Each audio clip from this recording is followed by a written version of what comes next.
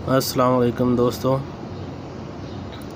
जो हमने Saudi census पे पहली वीडियो जो बनाई थी उसमें यहाँ पर आके कंप्लीट हो गए था।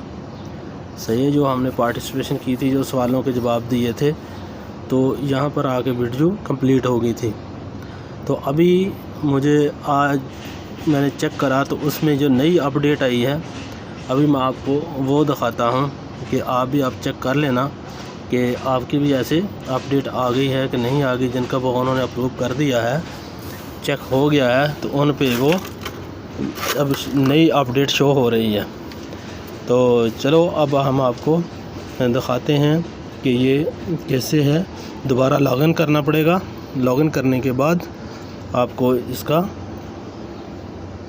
दिखाते हैं कि कैसे जो नई अपडेट क्या आई है। तो हमने क्रोम ब्राउज़र ओपन कर लिया है। अब इसमें लिखेंगे सऊदी सेंसस 2022। पहले वाले ऑप्शन को सिलेक्ट करा तो आगे हम वेबसाइट के बाद पार्टिसिपेट पे क्लिक करेंगे। तो अब इसके बाद हम लॉगिन हो जाएंगे। लॉगिन के बाद अपना आईडी और पासवर्ड डालेंगे। पासवर्ड डालने के बाद लॉगिन किया तो ये देखिए मैंने लॉगिन करा तो ये सामने ग्रीन में नज़र आ रहा है, लिखा हुआ कि आप चेक कर सकते हैं आप भी।